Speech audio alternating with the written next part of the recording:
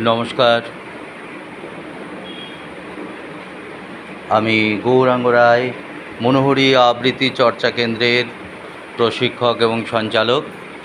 আজকে 8ই জুন রবিবার আমার বাড়িতে এক্সাম সেন্টার অনুষ্ঠিত হচ্ছে। এখানে যথারীতি প্রাচীন কলা কেন্দ্রের আজকে পরীক্ষা চলবে। সেই মতো অবস্থায় অভিভাবক অভিভাবিকাগণ উপস্থিত হয়েছেন।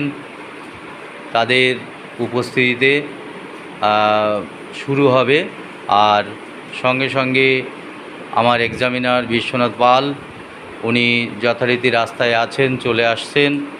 তো তিনি আসার সাথে সাথেই শুরু হয়ে যাবে আবৃত্তির পরীক্ষা।